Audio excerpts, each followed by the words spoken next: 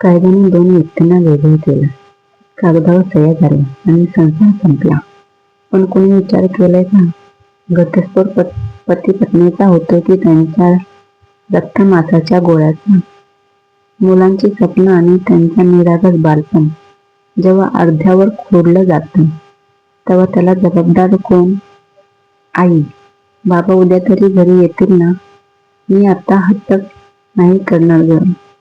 अहंकारच्या लढाईत जेव्हा घडतं विकृत तेव्हा काय होतं ही कथा तुमच्या डोळ्यात पाणी आणि मनात विचारांचा काहूर आणल्याशिवाय राहणार नाही.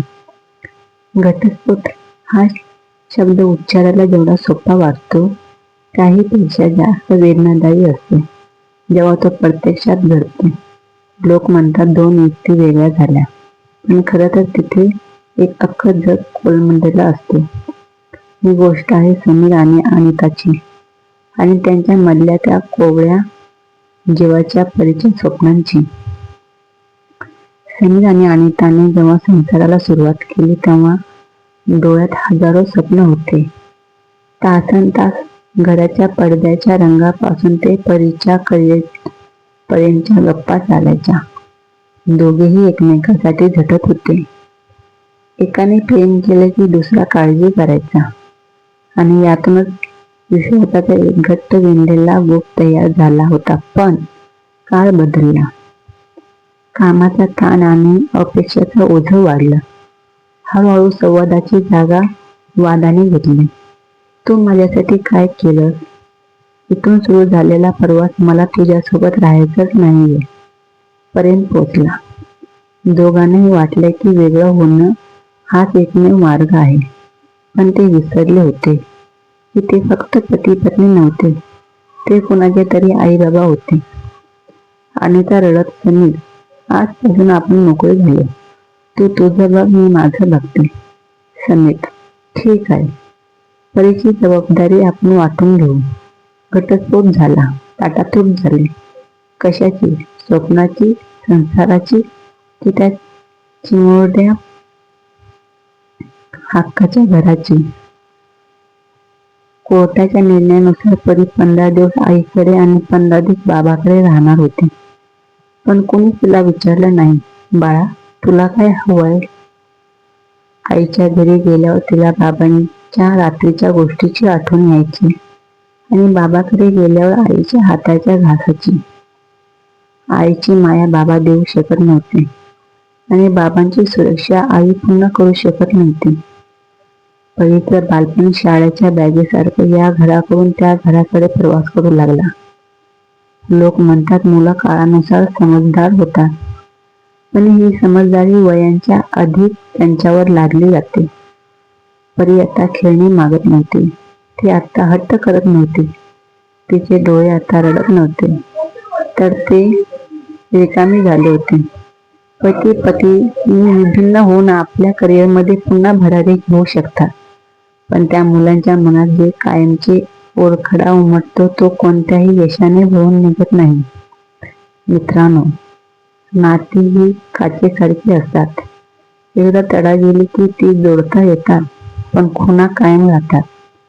घटस्फोटाचा निर्णय घेण्यापूर्वी एकदा त्या मुलाकडे पहा, ज्याने हा संसार उभा करण्यात काहीच चूक केलेली नसते. आईची जागा बाबा आणि बाबाची पूर्तता आई करू शकत नाही, हे विधान त्रिकालबाधित सत्य आहे. दोन मोठ्या माणसांच्या वादात मुलांचे निरागस बालपण हरवून जातं. ही या प्रक्रियेतील सर्वात मोठी शोकांतिका आहे. लग्न होताना पाहिलेले स्वप्न आणि त्यासाठी केलेली धावपळ एका क्षणात व्यर्थ ठरते. हे दुःख शब्दात मांडणे कठीण आहे. तुम्ही अगदी योग्य म्हटले आहे की हे वाचायला आणि बोलायला सोपे वाटते, पण प्रत्यक्षात समजूतदारपणा टिकवून ठेवणे कठीण असते. अहंकारापेक्षा नात्याला मोठे मानणे हीच खरी कसरत असते. प्रेम, काळजी, विश्वास, एकी ही साखळी जर प्रत्येकाने आपल्या आयुष्यात जपली तर कदाचित नाती विस्कटणार नाही. पती पत्नीमधील समजूतदारपणा हाच अशा संकटावरचा नाती जपताना थोडं झुकावं लागतं. कधी ऐकावं तर कधी सांगावं लागतं. अहंकारच्या भीती काढून एकदा बघा. कोमजलेल्या फुलांनाही प्रेमाने फुलवावं लागतं.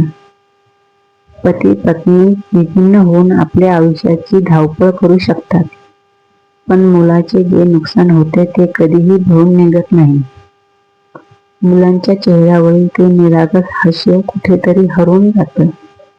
पालकांच्या वादाचे ओझं त्या येवल्याच्या खांद्यावर आयुष्यभरासाठी राहतं. मित्र हो, ही वेळ कोणाच्याही आयुष्यात येऊ नये. नातं हे प्रेम, काळजी आणि विश्वासावर टिकलेलं असतं. जेव्हा आपण निस्वार्थ प्रेम करतो तेव्हा समोरच्याची काळजी आपोआप वाटू लागते आणि यातूनच विश्वासाचा एक मजबूत दुवा तयार होतो. बोलायला आणि वाचायला हे सोपे वाटते, पण अवलंब करणे कठीण आहे. पण जर नवीन स्वप्न घेऊन संसाराची सुरुवात करताना समजूतदारपणा जपण्याची शपथ घेतली तर कोणालाही विभिन्न होण्याची वेळ येणार नाही. लक्षात ठेवा, तुमचा एक छोटासा अहंकार एका मुलाचे संपूर्ण विश्व उद्ध्वस्त करू शकतो. घराला घरपण टिकवण्यासाठी थोडं झुकावं लागतं तरी चालेल, पण आपल्या मुलाचं बालपण कधीही हिरावून घेऊ नका. मित्रांनो, ही कथा केवळ काल्पनिक नाही, तर आपल्या आजूबाजूला घडणारं दाहक वास्तव आहे. जर या कथेने तुमच्या मनाला स्पर्श केला असेल, तुमच्या डोळ्यात पाणी आणलं असेल, तर हा व्हिडिओ फक्त तुमच्या पुरताच मर्यादित ठेवू नका. कदाचित ही कथा ऐकून कोणाचं तरी मन बदलेल, कुणाचा तरी अहंकार गळेल आणि एखाद्या चिमुरड्याचं घर पुन्हा सावरलं जाईल. जर तुम्हाला हा प्रयत्न आवडला असेल तर या व्हिडिओला लाईक करा.